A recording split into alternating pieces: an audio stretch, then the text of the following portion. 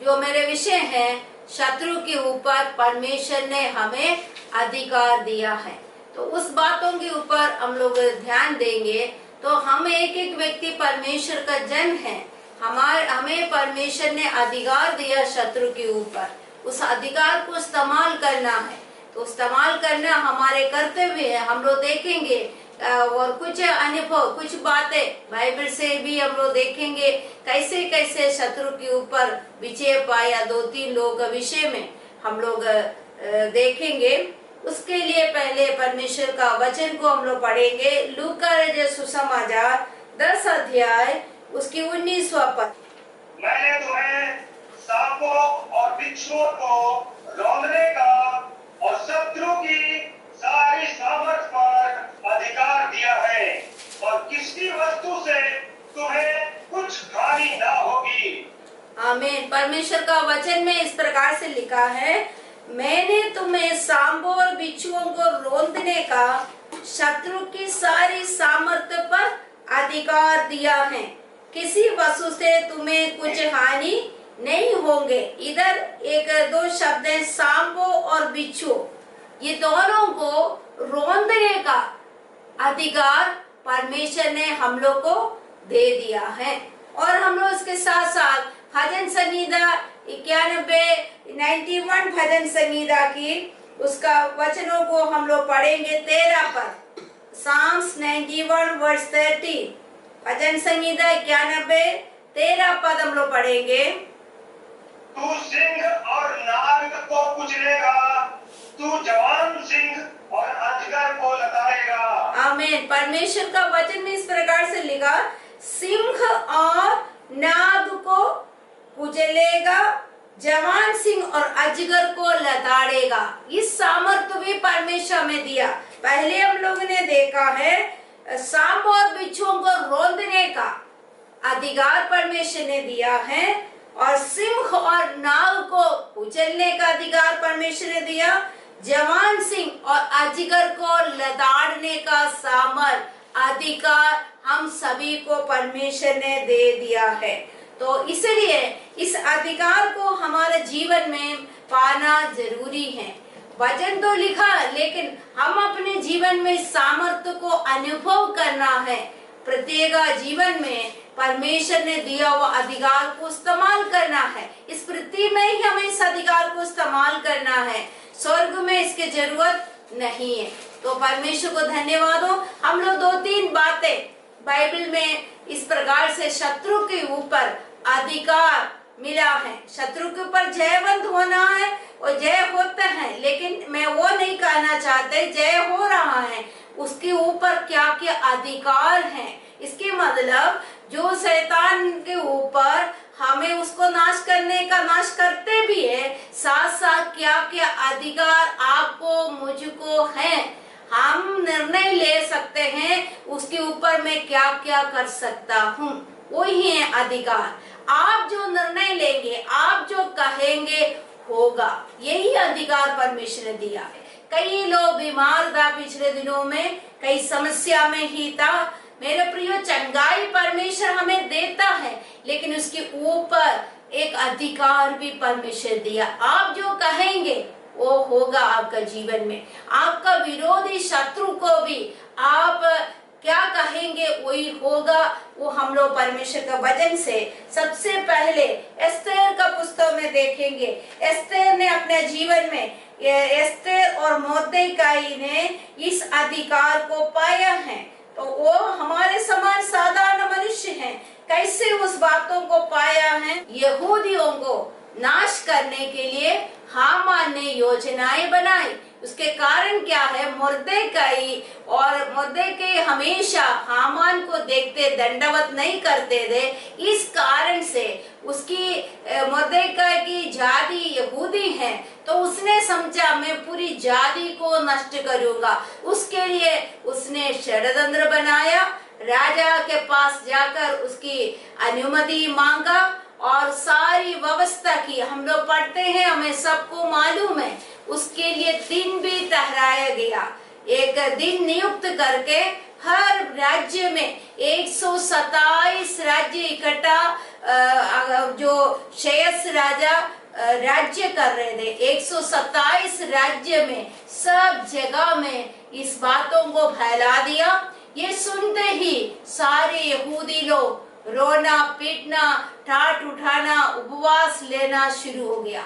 आखिरी में एस्तेर रानी को भी इस बातों को पता चला।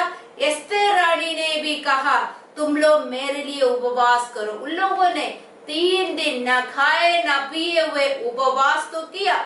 उसके बाद हम लोग को मालूम है एस्तेर रानी ने राजा के पास जाकर ये उपवास में परमेश्वर उससे बातें जरूर किया। उस किस तरह से हामान को हम नाश कर सकते, उसकी आइडिया, उसकी प्लानिंग प्रार्थना में एस्तेर को मिला। इसलिए वो बुद्धिमानी से राजा के पास जाकर बातें की। पहले दिन हो गया, 2 दिन उसने हामान को भी राजा के साथ निमंत्रण किया भोजन के लिए। भोजन के समय में राजा ने पूछा तो अपनी बातें सब खुल के उसने बताया। हमारे जाति के ऊपर ऐसी ऐसी समस्या हो रहा है, मैं उस विषय के लिए उसने बताया। राजा को पता चला, हम लोग को मालूम है राजा गुस्सा होकर अपने जो गार्डन में चले गया। फिर वापस आके तो क्या हो गया, हामान को फांसी दे दिया। यो हामान ने इसकी पहले क्या किया था, मोर्देकाई के लिए फांसी के खंबा बनाकर रखा गया था। जैसे पवित्र वचन में हम लोग पढ़ते हैं सबोपदेश का पुस्तक में, सबोपदेश 10 अध्याय की 8 पद में जो गड्ढे खोलते हैं उसी में वही गिरता है। तो हामान ने मोर्देकाई के लिए सबोपदेशक 10 अध्याय के 8 पद में क्या किया, गड्ढे खोदा है। उस गड्ढे में उसके लिए खंबा बना के, फांसी का खंबा बना के रखा। लेकिन परमेश्वर ने इन सारे यहूदी जातियों का एस्तेर रानी का प्रार्थना के द्वारा उसको फांसी में लगाया गया है। सबोपदेशक 10 की 8 खोदे वो उसमें गिरेगा और जो बात तोड़े उसको सर पर डसेगा। परमेश्वर का वचन में नियम है, ये गड्ढे खोदते हैं उसमें वही गिरेंगे। तो हमें भी इस बातों को समझना है, हम किसी का प्रति गड्ढे ना खोदे, हम किसी का प्रति अपमान करना, किसी को कुछ भी ना करना हमारे लिए भला है, क्योंकि जो हम बोलते हैं वही हमको काटना पड़ेगा। इस बातों से हमें ये समझ में आया, अभी यहूदी लोगों ने पूरा उपवास और प्रार्थना करने के कारण से बच गया। उसकी शत्रु हामान अभी नहीं रहा, उसको फांसी में लगाया। वही से बढ़कर मुझे वही बात है, हम सभी जानते हैं, हम लोग सभी प्रार्थना करते हैं, हमारा विषय के लिए हम लोग प्रेयर करते हैं तो परमेश्वर सुनकर उत्तर देते हैं, विजय देते हैं। लेकिन उसकी बाद की बातें मैं आपको बताना चाहते हैं। एस्तेर का पुस्तक 8 अध्याय निकाल दे, हम लोग 8 अध्याय की 1-2 पद हम लोग पढ़ेंगे। राजा छयस ने यहूदियों के विरोधी हामान का घर बार एस्तेर रानी को दे दिया। मोर्देकाई राजा के सामने आया क्योंकि एस्तेर ने राजा को बताया था कि उससे उसका क्या नाता था। तब राजा ने अपनी वो अंगूठी जो उसने हामान से ली थी उतार कर मोर्देकाई को दे दी। एस्तेर ने मोर्देकाई को हामान के दरबार पर अधिकारी नियुक्त कर दिया। आमीन। परमेश्वर का वचन में अभी हम लोग ने देखा हामान तो मर गया। वो हमारे भी जीवन में हम लोग प्रार्थना करके कई काम हम लोग हासिल कर देते हैं, लेकिन उतना नहीं, उससे बढ़कर इधर क्या है, हामान की घरबार का ऊपर एस्तेर को और मोर्देकाई को अधिकार मिला है। वही है मेरे विषय, मेरे प्रियो, शत्रु के ऊपर अधिकार भी परमेश्वर दिया। शत्रु को नाश तो करते हैं, उसके ऊपर अधिकार भी परमेश्वर ने हम सभी को दे दिया है। और हम लोग उस वचनों को 8 अध्याय 9 अध्याय सब पढ़ते हैं। ये अधिकार, ये परमेश्वर एस्तेर को मोर्देकाई को राजा ने दिया है, वो मोर्देकाई का क्या किया, उस अधिकार को इस्तेमाल किया है। तो हम लोग उधर पढ़ते हैं आगे क्या हो गया, इसका 10 पुत्र को, हामान का 10 पुत्र को भी खाद की, लेकिन एस्तेर ने क्या कहा, मैं अधिकार की बात बता रहे, जो हम कहेंगे वो दुष्ट के ऊपर होगा, आपकी विरोधी के ऊपर होगा।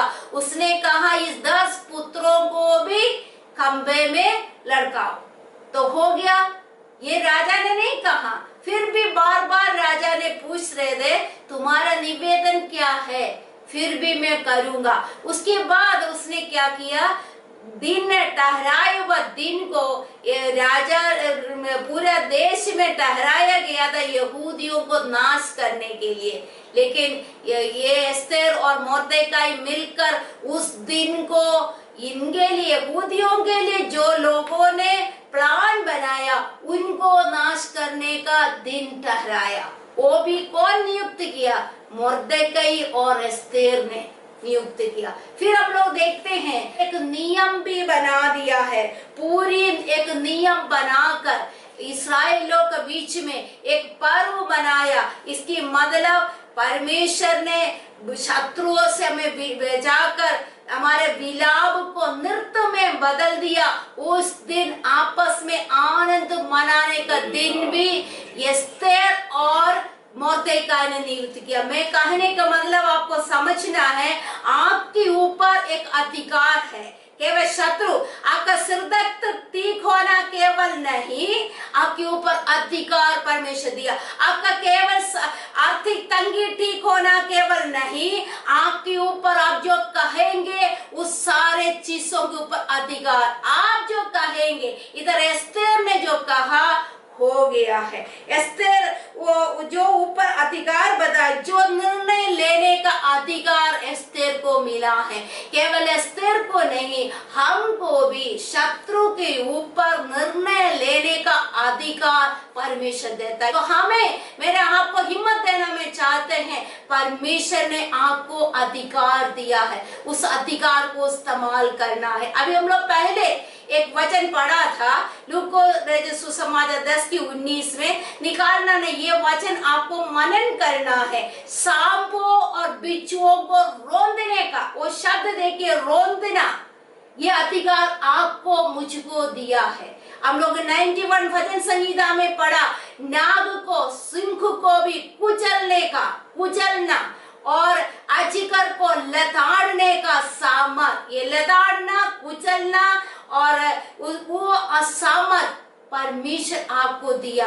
आप जो कहेंगे वो होगा, ये इस्तेमाल करना। ये केवल इस वचन केवल सुनना नहीं, अपना जीवन में, प्रैक्टिकल जीवन में लागू करने से ही आनंदित होते और परमेश्वर को चक कर देख सकते हैं। क्या हमारे जीवन में कितनी समस्याएं आते हैं, बीमारी, असफलता, परेशानियां, मुसीबतें, आराधना को बंद करके रखा, हम उसी के अंडर में रह रहा है। मेरे प्रियो, मैं आत्मीय बातों को बता रहे, हम उसके ऊपर चढ़ना है, उसको लताड़ना है, उसको हम कुचल डालना है, उसके ऊपर जय पाना है। परमेश्वर यही बातें हमसे कहते। एस्तेर रानी एक अनाथ लड़की, वो पूरे राज्य को संभाला, उसका जीवन में उस पूरे जाति को नष्ट करने का अधिकार हामान को था, लेकिन हामान को नष्ट किया, उनकी 10 पुत्रों को, उनके विरुद्ध में जो भी षड्यंत्र बनाए सबको लताड़ दिया, कुचल डाल दिया। आप भी अपने जीवन में इस समय, आपका जीवन में जो भी बातें आपको समस्या डालते, परेशान करते, आत्मिक उन्नति में आगे बढ़ने में आपकी असफलता करते हैं, आपको गरीबी में ले आते हैं, आपको बीमार कर देते, आपको परेशान करने वाले सारे चीजों के ऊपर आपको अधिकार दिया। आप जो कहेंगे आप होगा। शत्रु के ऊपर, शत्रु कौन है? शैतान। शैतान हमें हमारे जीवन में काहे के लिए आते हैं? हमें मार डालने, नष्ट करने के लिए, हमें बर्बाद करने के लिए। हमारे जीवन में आने वाले दुष्ट के ऊपर आपको अधिकार परमेश्वर दिया है। इस अधिकार को हमें इस्तेमाल करना। अगले बातें हम लोग देखेंगे पवित्र वचन में, हमें हिम्मत के लिए और हम वचन को देखेंगे। दाऊद और गोलियत की कहानियां, सामुएल की पुस्तक 17 अध्याय 50 पद। दाऊद ने पलिश्ती पर गोफन और एक ही पत्थर के द्वारा प्रबल होकर उसे मार डाला, परंतु दाऊद के हाथ में तलवार न थी। तब दाऊद दौड़कर पलिश्ती के ऊपर खड़ा हो गया और उसकी तलवार पकड़कर म्यान से खींची और उसको घात किया और उसका सिर उसी तलवार से काट डाला। आमीन। पवित्र वचन के लिए धन्यवाद हो। हम सब इस कहानी जानते हैं दाऊद और गोलियत की। दाऊद छोटा लड़का था। दाऊद को देखते ही और गोलियत ऐसे ही बातें कर रहे थे, क्या हमें कुत्ता हूं तो लाठी लेके आ रहे।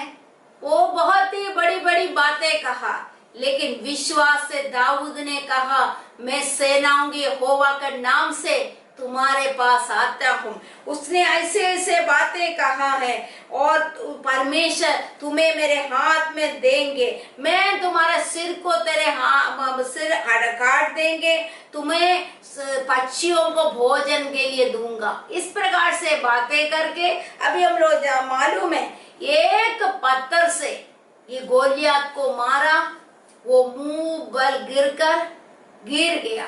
और उसके बाद में वही बात है, शत्रु को एक पत्थर से उसने मार गिराया। ये सब हम लोग करते हैं, शैतान के ऊपर हम लोग जय प्राप्त करते हैं।